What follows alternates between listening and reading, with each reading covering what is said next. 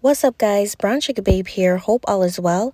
So, season 5 of Love and Marriage Huntsville has finally premiered, and in true Love and Marriage Huntsville form, the things we see off screen from the cast on social media, as well as extended scenes that did not air, are equally entertaining. So, I wanted to hop on and just give some quick commentary on what caught my attention since the premiere. All right, so let's start with Martell, of course, but before I begin, y'all, please thumbs up this video. As soon as you get in, just like the video, and please subscribe to the channel. Thank you so much for your support. Okay, so I stumbled across a digital exclusive posted by the OWN network of some extended footage that did not air during the first episode. Now, during the first episode, in one scene, Martell gets an at-home facial, and his mother Marlene stops by, and Martell updates her that he's going to therapy. And from her response, which was like something like, "What do you need therapy for? Ain't nothing wrong with you." It was, if it wasn't clear before, I believe it is clear to everyone now that Martell's problems stem from the way he was raised, because it is beyond apparent that Martell was never taught to take accountability for his actions, right? Because Miss Marlene going on to say things like, "You don't need therapy, you live and you learn, and everyone makes mistakes," okay? The way she trivialized her son's 7 consecutive years of infidelity, the public and private taunting of Melody by Martell and Coleslaw, the birth of a child outside of the marriage, and the ultimate demise of a Black family, to categorize that as a mistake, honestly, was absolutely disheartening and ignorant, to be quite frank, and then to shift the blame to Melody as to why the children needs therapy. Remember when she said, "Oh, Melody keeps talking bad to the kids about you. Now they're the ones who need therapy." No, Marlene. The kids need therapy because the family unit they once had no longer exists because of your son. Full stop. The kids are literally going through a grieving process right now, and they need professional help to assist them in navigating this new life. And of course, they need constant reassurance that they had nothing to do with their family breaking up. So while you want to insinuate that Mel speaking on your son is the reason why the kids need therapy, you actually need to be thanking Mel that the love for her children runs so deep that she's willing to put her pride aside and get these children some professional help. Unlike Martell, who, remember, he said in the past, "Oh, they don't need therapy." So, hey, let's just repeat the cycle of traumatized children entering into adulthood, not healed, right? I mean, a lot of individuals are messed up adults because they've gone through childhood trauma, and they either did not have access to therapy or the adults around them did not believe in therapy. So Melody is looking at the bigger picture here. She wants them to be good as they transition from childhood to adulthood. Now, let me segue into the second part of Martell and Marlene's conversation, which was not aired. And the topic of that was the custody case, right? So everyone knows Martell filed a petition against Melody for full custody of the Eminem kids. Now, remember, at the reunion when Mel said, "Don't think you're going to start a battle and not finish the war." Now, what I gathered from, and you guys could take a look at the conversation on the OWN Network's YouTube page. Now, what I gathered from Martell and Marlene's conversation is that what Martell ultimately wanted was control of how Melody navigates being a working single mother. He wants to be in the equation and play a major role in her new life as a single mother. And what do I mean by that, right? Even post-divorce, he still wants credit for her success. He wants to be able to say, "Oh, because I watched the kids, you're able to go on your music tour. Because I watched the kids, you're able to go out of town for speaking events," right? This is what he wants. But because she did not acquiesce to his demands, he used the judicial system as a way to force her or to scare her into doing what he wants. So he drags her into court, petitions for full custody, and then once he gets into court, he says, "Hold up, all I want is mediation. I just want us to agree on my 6 demands." And I quote 6 demands, okay? Y'all take a look at the video. He said he wanted 6 things, okay? I just want us to compromise. Martell, compromise? Agree? Dingbat. The compromise and the agreement are listed in the divorce decree.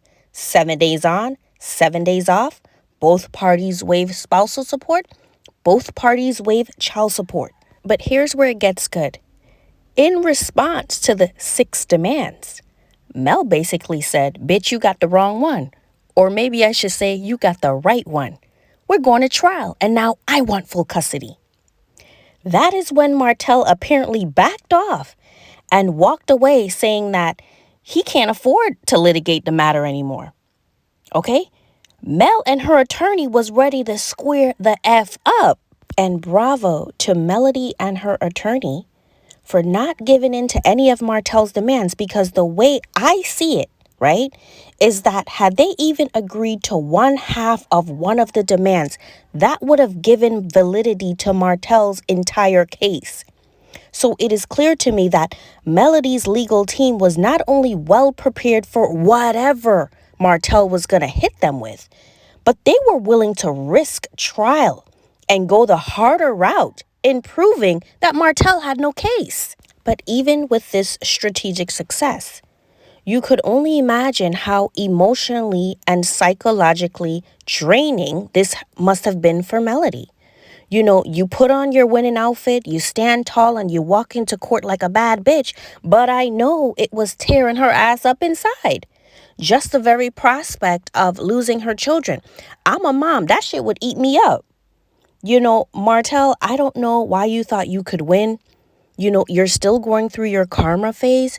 You cheated on her for 7 years, and you're going to have at least 7 years of karma, okay?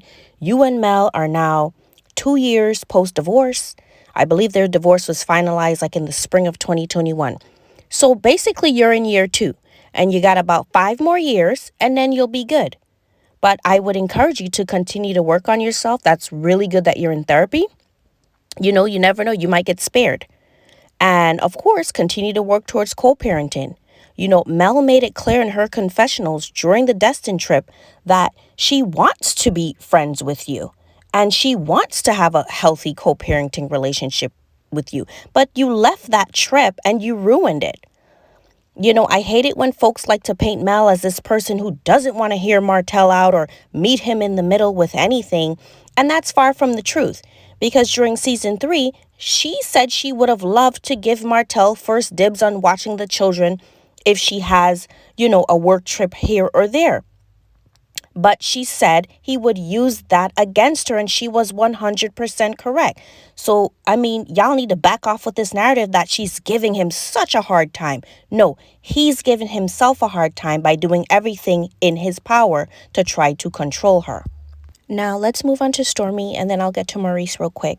So it appears that the Melody can't keep a friend narrative has spilled over into the new season, and Stormi's now carrying the torch, okay?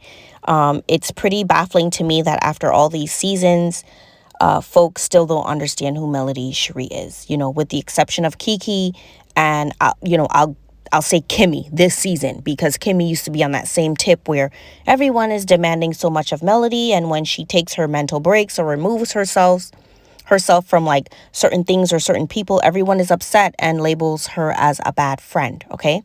Now, Stormi posted this, what you see on the screen, where she's agreeing with another person that Melody is not her friend.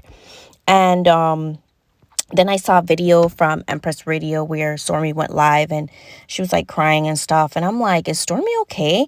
And I mean that in the sense of like, is her mental health okay? Because at that reunion, she referred to her and Mel's relationship not as a friendship, but that they were building a friendship. And she even alluded to the fact that they didn't have enough of a relationship to even have beef. Okay, so then I believe Stormi also said in the premiere of season 1 that she hadn't spoken to any of the cast since the reunion, so I'm like, so you doing all of this and having a problem with not receiving a phone call from Mel? That's pretty weird, especially when we found out that your mother had a problem with Melody before she even met Melody, and that did lead a lot of people to conclude that you used Melody to get on the show.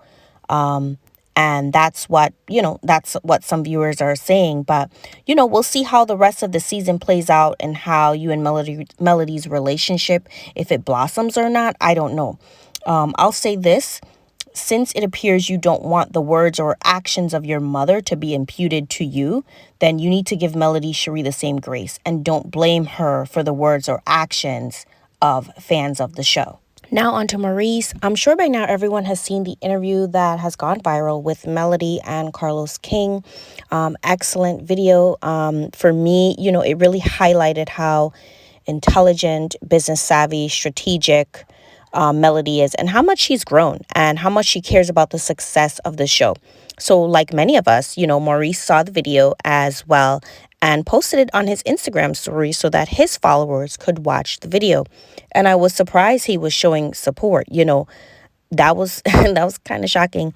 But I guess that emergency meeting Carlos held in Huntsville possibly had some kind of effect. I don't know. Maybe I'm too optimistic, but what do you guys think of him posting Melody's interview in his stories? Okay. In addition, y'all drop down in these comments and let me know what are your thoughts on how Martell describes to his mother, how the custody battle played out. And in addition, why does Stormy appear to be bothered by not hearing from Mel? And in light of her crying on live and wanting to respond to everything, do you think she can handle the public scrutiny and the dragging that comes along with being on the show? Or just let me know any other thoughts you had on the first episode, and anything that came after that on social media. I will meet you in the comments. Thank you guys so much for watching the video. Take care. Bye.